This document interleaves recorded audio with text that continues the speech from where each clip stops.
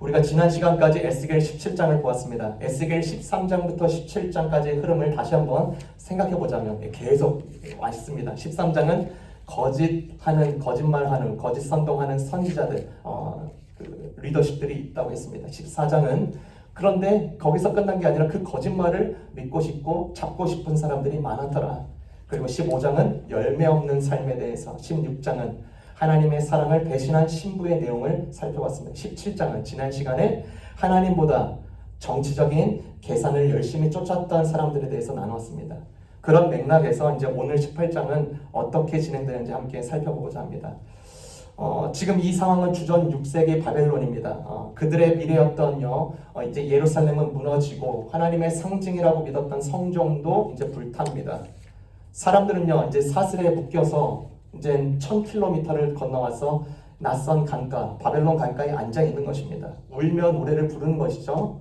그런데 이제 노래라기보다도 넋두리를 하는 겁니다. 어떻게 이런 일이, 어떻게 이런 일이. 그리고 짧고 리듬 있는 입에 착 붙는 그 속담이 있었습니다. 2절입니다. 18장 2절. 너희가 어찌하여 이스라엘 땅에서 아직도 아버지가 신포도를 먹으면 아들의 이가시다라고 하느냐. 무슨 말인지 알겠죠? 포도를 먹은 것은 아버지인데 이가 시린 것은 아들이라는 이 속담을 계속 이렇게 넋두리를 하는 겁니다. 죄는 조상이 지었는데 벌은 우리가 받고 있다라고 말하는 거예요.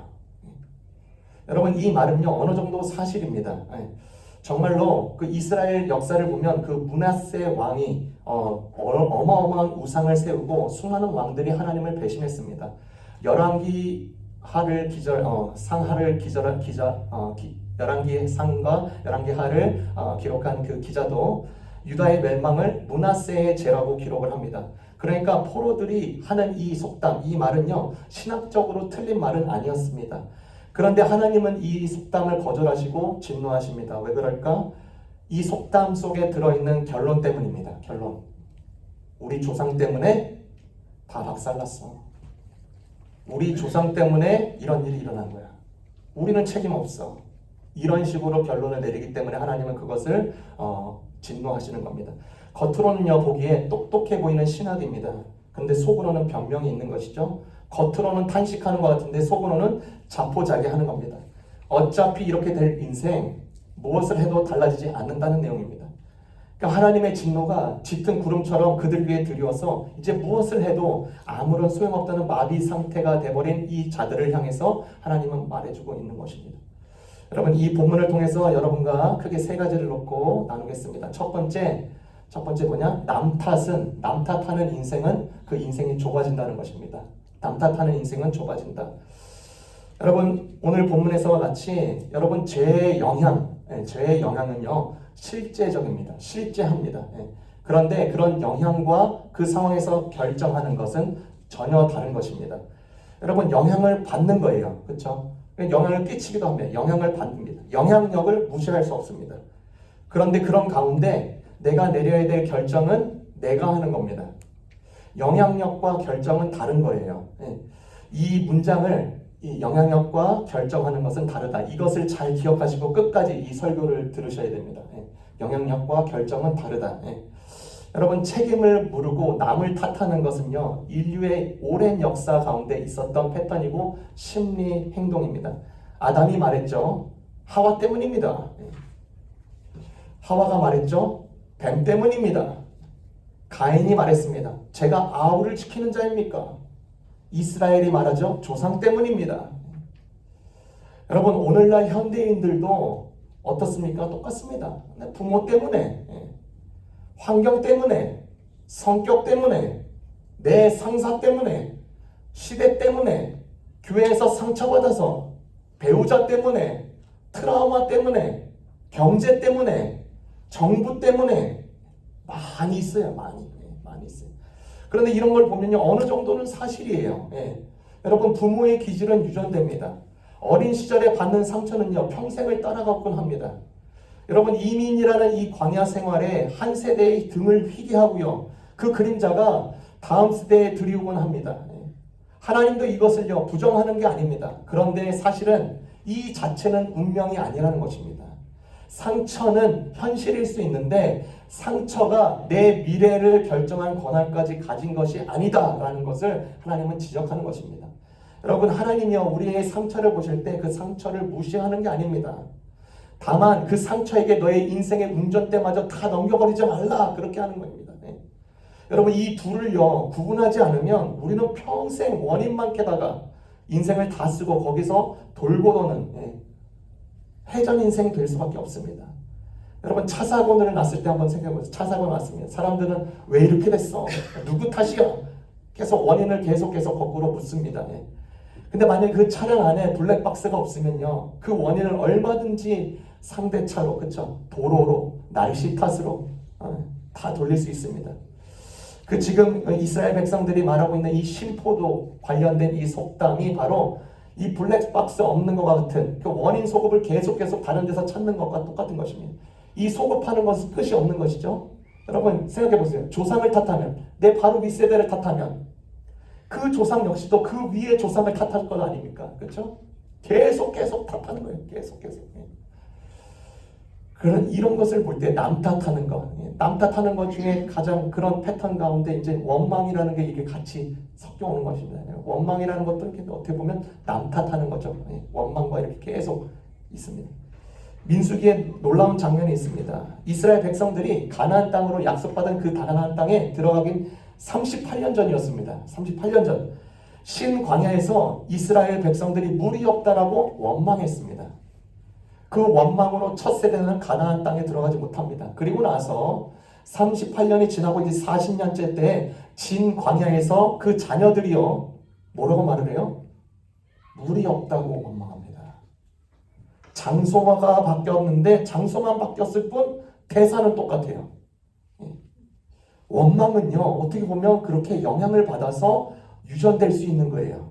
이 유전된 원망은요 같은 광야를 계속 걷게 할 뿐인 것입니다. 그러면 이 남 탓하는 인생의 저주를, 그 영향력은 무시할 수 없는 것인데 이렇게 남 탓하면서 인생하는 저주를 어떻게 끊을 수 있겠습니까? 여러분, 아주 실제적인 방법이 있어요. 때문에, 이런 때문에라는 것을 버리는 거예요. 때문에 버려. 때문에라는 이 남탓과 핑계를 불러대는 이 단어를 버려버리자. 부정적인 생각이 딱 모였을 때 부정적인 생각을 버려버려.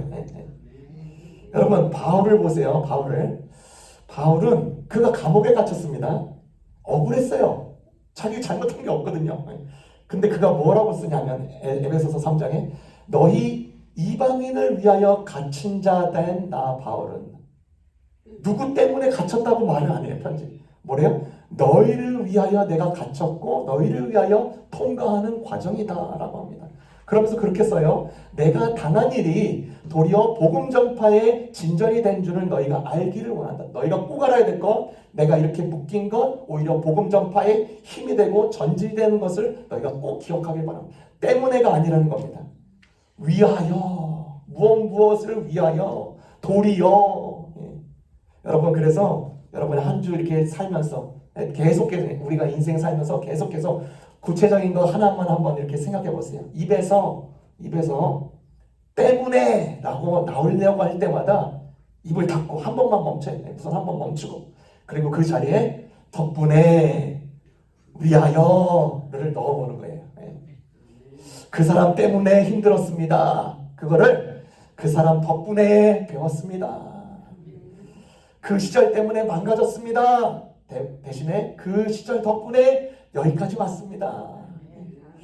부모님 때문에 내 인생 쪼그라들었습니다를 부모님이 건너오신 그 광야 덕분에 내가 여기 서 있습니다 라고 바꿔보는 거예요. 앞으로 계속 적용하는 겁니다. 어떤 분은 이렇게 말할 거예요. 목사님, 그 지금 말장난하는 거 아니에요? 여러분, 절대 아닙니다. 말은요 마음의 방향을 따라가기도 하는데 어느 순간부터는요 말이 마음의 방향을 딱 잡아서 끌고 갑니다. 원망의 언어를 계속 쓰는 사람, 남 탓의 언어를 계속 쓰는 사람은 원망과 남 탓하는 사람이 되고요, 희망의 언어를 쓰는 사람은 희망의 사람이 됩니다. 책임 전가의 말을 계속 담는 사람은요 계속 남 탓 인생으로 완전히 허비되는 거예요. 정말로 그 광야 돌고 도는 겁니다. 정말로 그래요. 그냥 단어 하나가 방향을 바꾸는 거예요. 억울한 피해자의 자리에서 새로운 인생의 자리로 옮겨지는 것이죠. 때문에라고 쓸 때마다 우리의 길은 막히는 거예요. 좁아지는 거예요. 근데 덕분에라는 것은 계속 그 길을 막혀 있어도 거기서 균열을 냅니다. 길을 엽니다. 예. 그러니까 그것을 꼭 기억하시면 남 탓하는 인생은 좁아진다. 그러나 그 때문에를 우리 덕분에 오히려 도리어 위아래로 바꾸는 인생 되자. 예. 그리고 이제 두 번째입니다. 두 번째, 하나님은 과거가 아니라 방향을 보신다는 것입니다. 하나님은 과거가 아니라 방향을 보십니다. 5절부터 24절의 내용이 그런 내용이에요. 그 내용을 제가 요약을 해드리겠습니다. 여러분 집에 가서 꼭 읽어보세요. 이 18장은요. 에스겔에서 너무나도 중요한 내용입니다. 이 18장과 36장은 너무나도 중요한 내용이니까 집에 가서 꼭 읽어보세요. 지금 18장의 5절부터 24절을 제가 세 문장으로 요약드립니다. 뭐냐면 의로운 아버지가 있었습니다. 그래서 그는 삽니다. 그런데 그 밑에 악한 아들이 나왔습니다. 그런데 그는 죽습니다. 그리고 그 악한 아들에게서 나온 아들이 있는데 손자죠. 근데 의로운 손자입니다. 그는 삽니다. 예. 보시고요. 네. 요약이 되셨죠? 네. 의로운 아버지, 악한 아들, 근데 악한 아들에게서 의로운 손자가 나왔다. 여러분, 포로들이요, 이 이야기를 들었을 때, 이 말씀을 들었을 때 안심했을 것입니다. 그렇지. 우리가 바로 그 손자야. 그 3세대 그 손자야. 악한 조상에서 나온 그 다음에 죄 없는 후손이지. 근데 에스겔은요, 정확하게 주지시켜 줍니다. 너희는 그 세 번째 때의 사람이 아니라 2세대이다. 포로들은요, 자신을 셋째 세대라고 상상했습니다. 악한 부모를 둔 무죄한 손자로 두었습니다. 그런데 에스겔은 말하죠. 아니다. 너희는 둘째 세대다. 자기 죄의 값을 치르고 있는 바로 그 악한 아들, 그 세대이다. 너희는 너희의 조상 때문에 심판받는 거 아니야. 너희도 같은 길을 선택했고 지금은 너희 자신의 죄의 결과를 살아가고 있는 거야. 이것이 18장에서 나타나고 있는 날카로운 반전의 메시지입니다. 여러분, 만약에 손자가 조상의 죄와 상관없이 자기의 삶으로 평가된다면 반대로 지금의 그들 세대도 조상의 죄 뒤에 숨어서 그들의 죄와 결부시킬 수는 없는 거예요. 그 얘기를 하고 있는 겁니다. 다시 말해서 의라고 하는 것은 유산처럼 물려줄 수 있는 게 아닙니다. 악에 대한 심판도 자동으로 물려지는 게 아닙니다. 결국 하나님 앞에서는 누구도 부모의 믿음으로 살 수도 없고 부모의 죄 뒤에 숨을 수도 없다는 것입니다. 그럼 어떤 분은 이렇게 더 한층 나갈 것입니다. 그러면 조상의 죄가 나와는 아무런 영향이 없다는 말입니까? 여러분, 그러면 목사님, 성경에는요, 원죄도 얘기하잖아요. 원죄라는 게 있잖아요. 여러분, 좋은 질문이죠. 몇 해 전에 우리가 다 함께 통과한 그 어려운 시간이 있었죠. 한 사람이 바이러스에 감염돼서 비행기에 탔습니다. 근데 그때 옆 사람에 앉은 사람이 아무 잘못 없이 감염됩니다. 아무 잘못한 것도 없고 주의를 하고 비타민을 꾸준히 챙겨 먹었는데도 감염이 돼요. 전염은요, 현실입니다. 전염은 현실이에요. 억울하죠. 억울하고 항의하고 소리치고 그 사람 탓에만 열만 오르지 아무런 효과가 없습니다. 여러분, 성경은 이것을 부인하지 않는 거예요. 로마서 5장 12절에 아주 중요한 말씀이 있죠. 한 사람으로 말미암아 죄가 세상에 들어왔고 죄로 말미암아 사망이 들어와 사망이 모든 사람에게 이르렀다라고 말을 하고 있습니다. 우리 모두는 다가오는 모든 세대도요, 죄의 조건 안에서 태어나는 겁니다. 이것이 원죄예요. 원죄. 영향은 진짜라는 겁니다. 영향은 진짜. 영향은 실제인 것입니다. 실제. 그런데 여기서만 멈춰버리면 우리는 오늘 본문에 이스라엘 백성들이 가진 이 속담, 신포도 속담으로 다시 돌아갈 수밖에 없는 것입니다. 거 봐라. 나는 감염된 피해자야. 내가 잘못한 거 없어. 다른 사람이 잘못해서 이래. 그것만 잡고 있으면 그대로 앉아서 죽는 겁니다. 그런데 여러분, 그 감염이 지나고 나서 며칠 몇 달이 지나서 무슨 일이 일어났습니까? 나와 아무런 상관없는 사람, 나와 아무런 상관없는 사람이 만든 그 백신 하나가 그 백신 때문에 나의 죽을 병을 고치는 겁니다. 그 백신 기능 자체에 내가 백신이라는 소식을 들었다는 자체에 만족하는 것이 아니라 이제는 그 백신을 맞으러 그 장소에 갑니다. 그저 백신이 있다는 것만으로 인정하는 게 아니라 팔을 걷고 그 자리에 앉아서 내가 이 백신 맞겠습니다. 맞아야 되는 거예요. 여러분, 전염은요, 이 전염과 감염은 내 선택이 아닌 것입니다. 그런데 백신을 거부하는 건 나의 선택입니다. 여러분, 오해하지 마세요. 코로나 백신 맞아야 된다. 그 얘기가 아니죠. 어떠한 죽을 병에 걸렸을 때, 그쵸? 그걸 살릴 수 있는 백신 말하는 겁니다. 하나님은 너가 왜 감염되었느냐라고 말하지 않아요. 그 죄의 영향, 그 감염의 그 컨디션을 인정하는 겁니다. 하나님은 너가 왜 감염됐어? 너 정신 똑바로 못 차렸어? 그렇게 묻지 않는 거예요. 왜? 너 왜 치료 거부해? 너 왜 치료를 거부하니? 그렇게 물으시는 거예요. 이것이 십자가죠. 여러분, 십자가 보세요. 한 사람으로 모두가 그 죄의 영향력에 미쳤듯이 한 사람으로 인하여서 모두가 살 수 있다. 그것이 성경이 말하는 길. 예수님은 둘째 아담이시라는 것을 우리가 알고 있습니다. 그러니까 조상이 신포도를 먹었는다 할지라도 오늘 팔을 내가 걷지 않은 것은 나의 선택인 것이에요. 영향은 물려받는 거예요. 영향은 있어요. 실제입니다. 영향은 정상입니다. 근데 응답은 내가 하라는 것입니다. 그런 상황에서. 죄와 영원한 사망이라는 전염이라는 거대한 기운 앞에 하나님은요, 십자가라는 백신을 우리에게 준 겁니다. 죄의 영향은 실제라고 하나님도 인정하시는 것입니다. 그런데 그 죄의 영향에 대한 선택과 결정은 우리의 인생에 달려있다.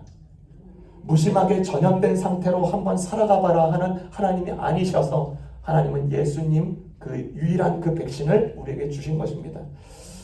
제가 지난주에 시카고 행정위원회 실행위원회를 가면서 비행기 안에서 책을 읽게 되었습니다.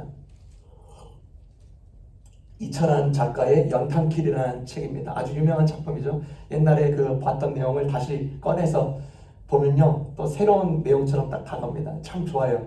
글이 참, 거기는 그 책에는 실화 내용들이 다 있습니다. 거기에 한 내용입니다. 명지라는 16살 소녀. 그 소녀가 가족과 함께 이제 경포대로 휴가를 보내고 4일 동안 보내고 나서 집으로 귀가합니다. 그 귀갓길이 쉽지가 않았어요. 폭풍과 폭풍 같은 바람, 광 때문에 이제 큰 사고를 당하게 됩니다. 근데 그 사고로 딸 명지가 다리가 이제 심하게 다쳐서 이제 마비 상태가 됩니다. 이제 그 아이 16살 소녀가 이제 두 개, 여러분 아시죠? 시니어들이 이제 많이 하는데 보조다리, 16살 소녀가 그 보조다리를 이제 끌고 다녀야 되는 신세가 되어버렸습니다. 몇 걸음도 걸을 수 없는 신세죠. 16살입니다. 그런데 그 불행이요, 아버지에게도 나타난 것입니다. 아버지 역시 그 사고로 인해서 보조다리 없이 이제 살 수밖에 없습니다. 이제 아내가 이제 집안을 도우면서, 아버지가 그때 약국을 경영했는데 서로 도우면서 약국을 계속 이제 경영했습니다. 그 어린 딸 16살 가장 민감한 시기죠. 사춘기 보내면서 죽고 싶은 열등감에 쌓입니다. 두 다리가 망가진 자신의 삶이 너무나도 궁색하고 허망하게 느껴집니다. 이제 딸이요, 밥도 이제 제대로 먹지도 않고 책상에 엎드려서 매일매일 울고 있고, 그때마다 그 딸의 아버지는요, 큰 위로가 되어줍니다. 튼튼한 다리를 가진 엄마보다도 그 아버지, 동병상련의 그 마음을 같이 하고 그 아빠도 아픈 그 다리를 위로해주는 게 훨씬 마음으로 다가오는 거예요. 그리고 이 딸이 보조기를 끌면서 길을 다닐 때 사람들이 동정 어린 눈빛으로 맨날 그 눈빛이 싫어서 땅만 쳐다보고 다닙니다. 그러면서 아빠 약국에 들어가서 한없이 울어요. 아빠, 나는 다른 사람들이 나를 불쌍한 눈으로 쳐다보는 거 너무 싫어. 아빠가 그렇게 대답합니다. 명지야, 아빠도 처음에 그렇게 생각했어. 하지만 그들의 눈빛은 단순한 연민이 아니라 인간만이 보낼 수 있는 진정한 사랑이란다. 그걸 알고 나서 아빠도 오히려 사람들의 그런 눈빛이 너무나 고맙더라. 아빠 말을 잘 들어야 돼. 물론 아빠나 명지나 어쩌면 그들보다 더 불행할지 몰라. 그런데 우리의 불행을 통해서 다른 사람들이 위안을 받을 수도 있잖아. 그러면 우리야말로 다른 사람들을 위로해 주는 거야. 조금만 더 견뎌보자. 아빠가 네 옆에 있어. 아빠의 크신 그 위로와 사랑으로서 이 딸이 16살 사춘기 시절을 지내고 이제 대학에 입학하게 됩니다. 대학의 입학식을 이제 마치고 아빠는요, 딸이 너무나도 자랑스럽다고 칭찬하고 그 졸업식장에서 이제 보조기구를 의지하고 가족들과 몸을 기댄 채 이제 가족 사진을 찍고 이제 차가 주차되어 있는 곳으로 이제 이동을 합니다. 근데 이들 앞에 긴급한 이제 상황이 연출이 됩니다. 차가 다니는 도로 쪽으로 어린 꼬마아이가 뛰어들고 있는 거예요. 차로 팍 뛰어드는 겁니다. 예. 앞서서 보조기구를 끌고 가던 이 아빠가 그 상황에서 그 아이를 향해서 전설력으로 달려가서 그 아이를 차에 부딪히지 않게 팔을 확 잡아채가서 이제 그 아이를 구합니다. 믿을 수 없는 일이 일어난 거예요. 아빠가 보조기구도 없이 순식간에 아이를 향해서 달려가는 모습을 보는 거예요. 아빠! 이 딸이 깜짝 놀라는 거죠. 엄마 봤지? 아빠 지금 걷고 뛰어가는 거 봤지? 엄마가 그때 다 모든 걸 내려놓듯이 말을 합니다. 명지야, 놀라지 말고 엄마 말 잘 들어. 언제 가도 너도 알게 될 것이라고 생각했어. 아빠는 사실 보조다리가 필요 없는 일반 사람이야. 그때 우리 가족이 큰 사고가 났을 때 아빠는 팔만 다치셨어. 그런데 4년 동안 보조다리를 짚고 다니신 거야. 너 혼자 아프게 해서는 안 된다고. 성한 몸으로는 누구도 아픈 너를 위로할 수 없다라고 생각해서 아빠는 너의 그 민감한 사춘기 시절을 이겨낼 수 있게 아빠는 결심한 거야. 오히려 아빠는 그 불편한 몸으로 살아오시면서 너를 조금이나마 위로할 수 있는 자신의 모습에 더 크게 감격하고 감동했단다. 여러분, 이 딸의 인생의 방향이 그의 삶에 드러난 그 큰 사고로 인하여서 완전히 틀어지지 않기 위하여서 아버지는 책임감을 가지고 어떻게 보면 말도 안 되는 희생이죠. 그 희생으로 그 딸의 어려운 시절을 넘어갈 수 있게 된 것입니다. 여러분, 그 아버지가요, 그때 당시에 그 사고를 취소할 수 없었습니다. 폭풍을 거두지 못했습니다. 딸의 다리를 사고 이전으로 되돌리지 못했습니다. 이미 벌어진 일은 벌어진 일입니다. 그런데 아버지 무엇을 했나요? 딸의 방향을, 그의 딸의 삶의 방향을 계속 붙잡아 주는 거예요. 땅만 보고 있던 이 아이가 고개를 들게 하는 거예요. 죽고 싶다는 아이를 대학 입학식까지도 걸어가게 하는 거예요. 과거는 바꾸지 못했는데 오늘을 바꾸고 오늘 또 한 번 바꾸고 오늘이 쌓여서 그 아이의 미래가 되어 주었다. 하나님이 지금 이스라엘에게 하고 싶은 일이 지금 이 이야기인 거예요. 과거가 너의 삶을 지배하는 게 아니라 지금 방향이다. 방향. 그리고 나서 더 이야기를 하십니다. 놀라운 말씀을 하시죠. 18장 21절에서 22절입니다. 18장 21절에서 22절. 그러나 악인이라도 자기가 저지른 모든 죄악에서 떠나 돌이켜서 나의 율례를 다 지키고 법과 의를 실천하면 그는 반드시 살고 죽지 않을 것이다. 그가 지은 모든 죄악을 내가 다시는 더 기억하지 않을 것이다. 그는 자신이 지킨 의 때문에 살 것이다. 악인이 돌이키면 그의 죄가 기억되지 않다. 의인이 그 의를 떠나면 그의 의도 기억되지 않는다. 여러분, 이것이 잘 납득이 안 되죠? 우리는요, 항상 늘 평균 내는 것을 좋아하기 때문입니다. 우리의 삶은요, 평균 내는 거 좋아해요. 과거의 의와 현재의 죄를 한번 평균 내보세요. 그래, 평균을 내야 평균값으로 한번 해보세요. 공평하다고 여깁니다. 하나님을 은행 창구 직원처럼 입금, 출금, 더하고 빼서 잔액을 내는 분으로 생각하는 겁니다. 그런데 하나님은요, 평균을 내지 않습니다. 생각해보세요. 만약에요, 하나님이 우리의 인생을 평균 내는 그 기준으로 내신다면요, 이 자리에서 구원받을 사람 단 한 명도 없습니다. 온 세계에서 구원받을 사람 단 한 명도 없습니다. 평균으로는 단 한 사람도 살 수 없는 것입니다. 문제는 양이 아니라 방향이 있는 것입니다. 배가 아무리 남쪽으로 가더라도 뱃머리를 지금 다시 한번 북으로 돌려서 딱 돌리면 그 순간부터 북으로 가는 거예요. 하나님은 우리가 지나온 거리를 세지 않으시고 지금 나의 삶의 뱃머리가 어디로 향해 있는지를 보는 거예요.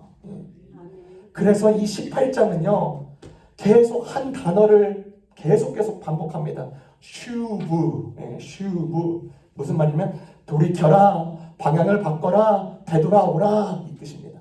이 단어를 계속 강조해요.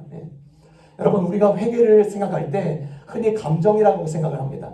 후회, 눈물, 죄책감 같은 게 회개다라고 생각합니다. 여러분 생각해 보세요. 서울에서 부산으로 가는 사람이 있습니다. 눈물 흘려요. 후회합니다. 괴로워합니다. 그런데 계속 부산으로 가요. 성경은 이것을 회개라고 하지 않습니다. 반대로 눈물은 한 방울도 흘리지 않아요. 죄책감 감지 않아요. 근데 차를 돌려버려요. 유턴합니다. 이것이 슈브예요. 슈브. 걸어갈 방향을 잡아서 그 방향대로 가는 겁니다. 그게 회개인 것입니다. 하나님은 절대로 우리에게 너 후회 좀 해라, 너 죄책감 좀 가져라 라고 절대로 하지 않습니다. 다만 뭐라고 해요? 돌아오라, 돌아오라, 돌아오라. 회개는 눈물의 양이 아니다. 핸들의 방향이다. 너의 뱃머리다. 그것을 계속 이야기하고 있습니다. 마지막으로 세 번째입니다. 우리가 넘어야 할 두 개의 벽이 있다라고 우리에게 알려줍니다. 우리가 넘어야 할 두 개의 벽이 있다. 25절부터 29절의 내용인데요. 여러분, 하나님이 계속 돌아오라고 할 때, 우리가 돌아갈 때 심각한 벽들이 있습니다.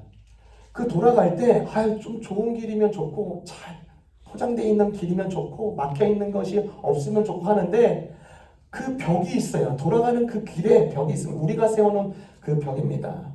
사람들이 이렇게 발발을 해요. 뭐라고 하냐면 25절입니다. 25절. 그런데 너희는 내가 이를 처리하는 방법이 공평하지 못하는 말을 하는구나. 이스라엘 족속아, 너희는 잘 들어라. 내가 일하는 방법이 어찌 공평하지 않으냐. 너희가 하는 행실이 오히려 공평하지 않은 것이 아니냐. 그 돌아오는 길에, 그러니까 이들이 세워놓은 그 벽이 있는 거예요. 그 중에 하나가 뭐냐면 당신이 공평하지 않습니다. 하나님이 공평하지 않아요. 이렇게 공평하지 않다라고 결론 내린 그 두 가지의 벽이 있는데 뭐냐? 첫 번째 벽입니다. 첫 번째가 뭐냐면 사람은 절대 안 변해라는 이 인식 속에 있는 것입니다. 사람은 절대로 안 변해. 이 첫 번째 벽은 냉소입니다. 냉소. 우리 입에 자주 오른 말이죠. 사람은 안 변해. 사람은 안 변해. 이 말에서 상처가 나옵니다. 상처에서 나오죠. 이 말은 사람은 안 변해. 상처에서 나오는 겁니다. 기대했다가 무너진 경험이 있습니다. 믿었다가 배신당한 기억들이 있습니다. 수없이 다진을 받았고 나도 그렇게 하지만 그대로인 가족들을 볼 때 진짜 안 변하는구나. 그래서 사람은 안 변해라고 결론을 짓고 인생살이를 합니다. 여러분, 정직하게 생각해 볼 때 이 말은 어느 의미에서는 맞습니다. 여러분, 의지력으로는요, 잔소리로는요, 수치감을 심어주는 것으로는요, 사람이 절대로 변하지 않습니다. 그때 갖는 우리의 실망은 진짜 정직한 실망입니다. 저는요, 단지 값싼 낙관주의로서 그 실망을 덮고자 노력하는 게 아닙니다. 문제는 뭐냐면 이 냉소적인 이 태도, 사람은 절대로 안 변해 라는 것이 하나님께까지 퍼지는 것입니다. 하나님께까지 퍼지는 것, 하나님께까지 번지는 것. 복음과 말씀 안에서의 변화까지도 의심해 버리는 거예요. 저 사람은 원래 그런 사람이야. 저 사람 부모님과 윗세대들이 작정기도 했는데도 안 변해. 기도해도 소용없어. 그리고 그 냉소는 결국 내 자신에게도 돌아오는 것이죠. 나도 이제 안 돼. 나도 이제 안 돼. 안 변하는 거야. 안 변하. 근데 성경이 답하죠. 에스겔 36장에 나오는 내용인데요. 또 내 영을, 하나님의 영을 너희 속에 두고 새로운 마음을 너희에게 주되 너희 육신에서 굳은 마음을 제거하고 부드러운 마음을 줄 것이다 라고 합니다. 여러분, 성경이 말하는 변화는요, 자기 개발이 아닙니다. 절대 자기 개발이 아니에요. 그분의 심장을 이식하는 과정입니다. 그렇게 말을 했어요. 새로운 마음을 너희에게 심겠다. 심장 이식입니다. 여러분, 심장이 망가진 사람에게 너 더 힘차게 뛰어야지. 너 더 힘차게 힘내야지. 다그치는 건 잔인한 행동입니다. 그에게 필요한 것은요, 격려가 아니라 이식입니다. 심장이 망가졌다면 심장을 이식해야 돼요. 여러분, 애벌레를 보세요. 애벌레도 노력해서 더 멋진 애벌레가 되는 게 아닙니다. 고치 안에서 완전히 허물어지고 거기서 조금씩 움직여보고, 그렇죠? 그러다가 다른 새로운 존재로 대신 태어나는 겁니다. 나비가 고치 안에서 개선되어서 탄생하는 게 아니라 재창조되는 과정을 겪듯이 하나님의 주시는 변화도 이와 똑같습니다. 그러니까 사람은 안 변해. 나는 냉소를 대할 때 많아요. 그게 우리의 경험에 많습니다. 심지어 이민생활 여러분 원데이 투데이입니까? 그렇죠. 30년 40년 하면서 진짜 사람은 안 변하는구나. 이거 케이스 너무 많이 봤잖아요. 그렇죠. 그런 냉소를 대할 때 나 자신도 그렇게 벌써 믿어질 때 우리는 이 반응을 조금씩 바꿔야 됩니다. 어떻게? 그래, 사람은 안 변해? 그래, 네 말이 맞아. 사람의 힘으로는 안 변해. 그러나 하나님은 마음을 새로 지으시는 분이야. 이걸로 반응해야 됩니다. 여러분, 저명한 헬렌 켈러가 있습니다. 7살 이전에 헬렌 켈러 아세요? 7살 이전에 헬렌 켈러는 완전히 망나니였습니다. 소리 지르고 물건 부수고 어둠과 침묵의 같이 아이였습니다. 아무도 그 아이가 달라질 것이라고 믿음 1%도 갖지 못했습니다. 그런데 그 곁에 선생님 앤 설리반이 있었습니다. 그리고 그 아이는 훗날 대학을 졸업한 최초의 시청각 장애인이 됩니다. 변화를 기대할 수 없는 가능성이 실체가 되는 거예요. 그러니까 오늘 본문 자체가 계속 강조하는 거예요. 18장에서 계속 하나님이 무엇을 반복하느냐? 악인이 돌이키면 산다. 악인이 돌이키면 산다. 의인이 떠나면 죽는다. 악인이 돌이키면 산다. 의인이 떠나면 죽는다. 악인이 돌이키면 산다. 의인이 떠나면 죽는다. 그 말을 계속하는 겁니다. 같은 말을 지루할 만큼 계속해요. 왜요?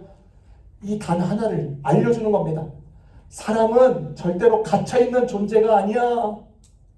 그 문은 언제나 열려 있어. 그걸 알려주는 겁니다.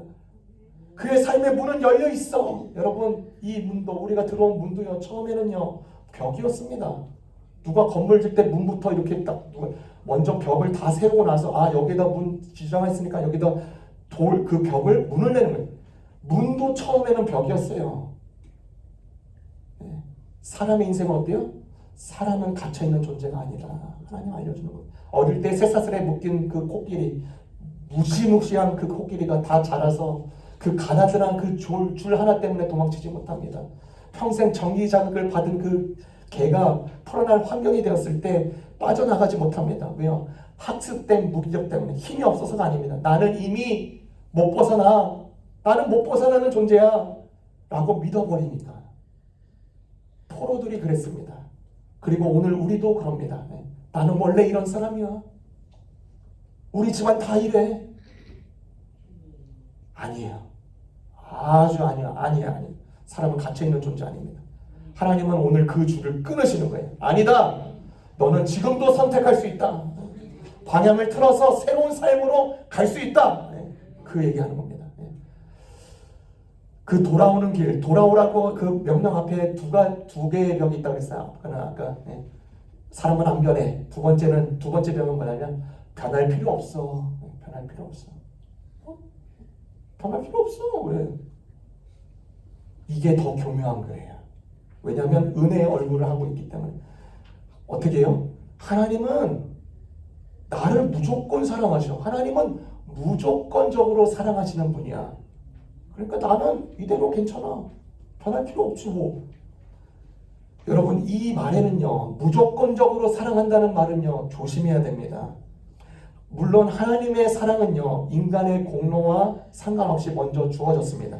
우리가 아직 죄인되었을 때도 그리스도를 보내셔서 우리를 위해서 죽으셨습니다. 이 은혜는 값이 없는 거예요. 값이 없는 거예요.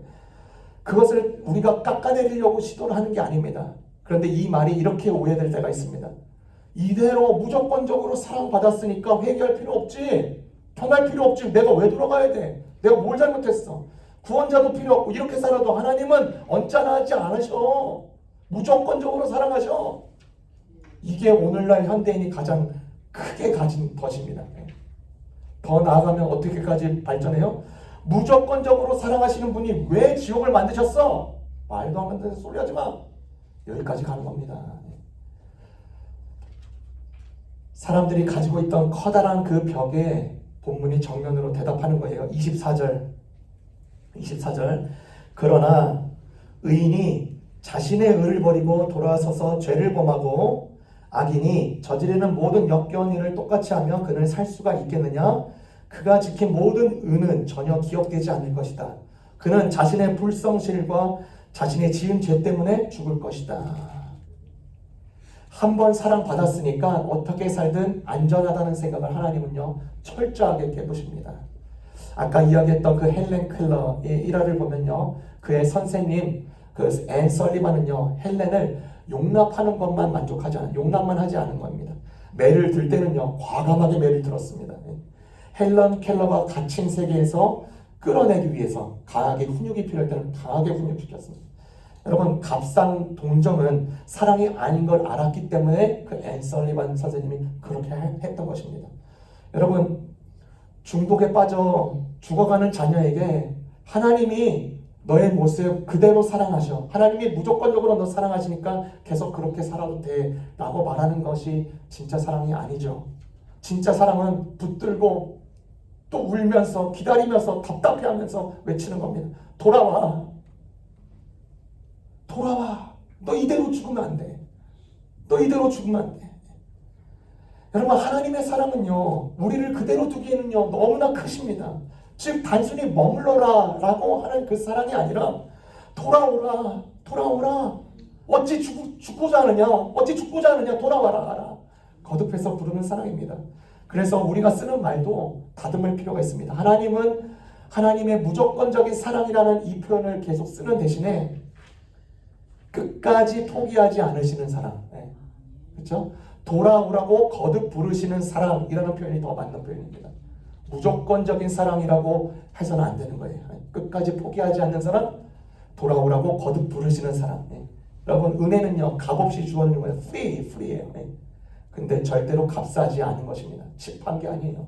그렇다고 해서 값싼 은혜가 아니라는 것입니다. 여러분 보세요. 이스라엘 백성들이 두 가지 벽을 가지고 있었습니다. 운명론적으로 받아들이면서 나는 변할 수 없어. 그리고 또 다른 것은요, 변화 필요 없어. 값싼 은혜로 여기는 것이죠. 정반대로 보여요. 나는 변할 수 없어. 나는 변할 필요 없어. 그런데 이 둘 다 같은 일을 하는 거예요, 사실. 둘 다 하나님께로 돌아가는 것을 다 무시하고 지워버립니다. 이 말에 빠지면. 둘 다 그 자리에 앉아 그대로 주저앉게 됩니다. 두 가지 방식이지만 한 가지 일로 가는, 그 돌이킴을 무시하는 거예요. 하나님은 이 두 벽을 함께 무너뜨리시고자 하는 거예요. 너는 변할 수 있다. 그리고 너는 반드시 돌아와야 된다. 여러분, 이것을 기억하고요. 지금까지 내용을 기억하고 25절로 다시 한번 가봅시다. 25절로. 그런데 너희는 내가 일을 처리하는 방법이 공평하지 못하는 말을 하는구나. 이스라엘 족속아, 너희는 잘 들으라. 내가 일하는 방법이 어찌 공평하지 않느냐. 너희가 하는 행실이 오히려 공평하지 않느냐. 야, 너희가 나를 공평하지 않는다고 말을 하는데 솔직해보자. 너희가 공평하지 않은 거 아니냐. 여러분, 우리의 기준이 얼마나 자주 바뀝니까? 혈압을 예로 한번 들어볼게요. 혈압. 고혈압 환자가 국민의 30%, 40% 넘어갔다고 통계를 냈습니다. 왜 그럴까? 기준이요, 들쑥날쑥하기 때문입니다. 과거에는요, 160, 100을 정상이라고 했습니다. 그리고 2003년에 JNC7은요, 120, 80이 정상이라고 했습니다. 그러니까 그 기준이 낮아지니까, 기준이 바뀌니까 당연히 고혈압 환자로 측정되는 게 당연히 늘어나죠. 최근에 JNC8은요, 기준이 150, 90입니다. 그러니까 그것이 정상이라고 했어요. 그러니까 같은 사람, 같은 혈압인데 들쑥날쑥한 기준에 의해서 고혈압이냐 아니냐가 걸려버리는 거예요. 여러분, 이렇게 기준 하나가 바뀌면요, 정상이요, 환자가 되고요, 환자가 정상이 되는 겁니다. 여러분, 사람들이 가지고 있는 기준은 어떨까요? 각자의 기준이 어떨까요? 더욱 들쑥날쑥한 여지가 많습니다. 그 사람의 문화에 따라서, 그 사람이 곁에 있는 사람에 따라서, 그 사람이 가지고 있는 노하우와 경험과 지식에 따라서, 패턴에 따라서 우리는 나에게 유리하면 엄격하게, 불리하면 느슨하게 저울을 바꿔버립니다. 그러니까 우리 스스로에게 정직하게 물어보자는 거예요. 하나님이 정직하게 한번 물어보는 거예요. 하나님이 불공정하냐? 또 내가 불공정하다고 여기냐? 아니면 저를 바꾸는 너의 손이 불공정한 것이냐? 기준을 흔드는 자가 하나님은 공평하지 않는다고 합니다. 그런데 하나님은 사실 흔들리지 않는 유일한 기준임을 하나님은 우리에게 알려줍니다. 그리고 이제 논쟁을 마치고 하나님이 이제 마지막입니다. 법정이 끝나는 듯한 논쟁을 멈춥니다. 그리고 이제 30절에서 32절입니다. 나 주 하나님의 말이다. 그러므로 이스라엘 족속아, 나는 너희 각 사람이 한 일에 따라서 너희를 심판하겠다. 너희는 회개하고 너희의 모든 범죄에서 떠나 돌이켜라. 그리하게 하면 죄가 장애물이 되어 너희를 넘어뜨리는 일이 없을 것이다. 너희는 너희가 지은 죄를 너희 모든 자신에게 떨쳐버리고 마음과 영을 새롭게 하여라. 이스라엘 족속아, 너희가 왜 죽고자 하느냐? 죽은 죄를 지은 사람이라도 그가 죽는 것을 나는 절대로 기뻐하지 않는다. 그러므로 너희는 회개하고 살아라. 나 주 하나님의 말이다. 이거 지금 너 왜 죽고자 하느냐? 정보 묻는 질문 아니죠? 계속 아버지가 아이에게 하는 말과 똑같습니다. 강가에서 아이가 잠깐 눈을 판 사이에 아이가 깊은 물로 막 들어가는 게 보여요. 아이가 소리치죠. 아버지가 소리칩니다. 거기 가지마, 거기 가지마. 아이가 깜짝 놀라고 돌이켜야죠. 근데 거기에다 왜요? 왜요? 하면서 들어가면 되겠습니까? 아버지가 지금 설명하려고 하는 게 소리치는 게 아닙니다. 살리려고 소리치는 겁니다. 여러분, 환자를 한번 보세요. 살릴 수 있어요. 이 환자를 살릴 수 있습니다. 근데 그 환자가 치료를 거부한다고 가정을 해보세요. 얼마나 안타깝습니까? 근데 그 담당 주치의가 한번 보세요. 주치의가 말하는 거 외치는 거잖아요. 왜 치료를 거부하세요? 살 수 있어요. 치료 거부하지 마세요. 살 수 있어요. 살릴 수 있기 때문에 더 절규하고 호소하는 겁니다. 31절에 보니까 마음과 영을 새롭게 하라고 말을 합니다. 마음과 영을 새롭게 하라. 근데 36장에 보면요, 내가 너희에게 새로운 마음을 주겠다고 약속을 합니다. 그러니까 여기 부분은 명령이고 36장에서는 너희에게 주겠다 약속을 합니다. 그러니까 한 군데는 명령하시고 한 군데는 약속합니다. 그러니까 이게 뭔가 이렇게 부딪히는 것 같잖아요. 근데 모순이 아닙니다. 하나입니다. 여러분, 이거 한번 생각해 보세요. 부모가 아이가 지나가다가 아이가 넘어졌습니다. 넘어졌어요. 그래서 부모가 말하죠. 일어나, 일어나. 그러면서 바로 그 순간에 손을 내밀어서 일으켜줍니다. 그렇죠? 일어나 하면서 같이 이렇게 손을 이렇게. 그렇죠? 명령과 은혜가 한 동작이라는 것입니다. 일어나. 그래서 하나님 아버지가 손 잡아서 일으켜줍니다. 그러니까 새 마음을 가져라라는 것은 일어나라는 그 자리에서 있다고. 근데 하나님이 너에게 새 마음을 줍니다. 한 동작. 돌아오라는 명령은 내가 새 마음을 주겠다는 그 약속 안에서 완성되는 것입니다. 성도 여러분, 여러분의 조상이 어떠한 신포도를 많이 먹었을 수도 있습니다. 부모가 상처를 주었을 수도 있습니다. 사실입니다. 이민이나 광야가 여러분의 삶을 핥히었을 수도 있습니다. 그 영향은 진짜예요. 실제입니다. 하나님도 그거 부인하지 않습니다. 그런데 우리의 입, 여러분의 입은요, 여러분이 여는 겁니다. 여러분은요, 하나님은 여러분의 과거를 세지 않으십니다. 명성도 실패 목록을 세지 않으십니다. 그분은요, 오늘 저와 여러분의 뱃머리가 어디로 향하고 있는지를 보시는 겁니다.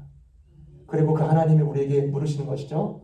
어찌하여 죽고자 하느냐? 어찌하여 죽고자 하느냐?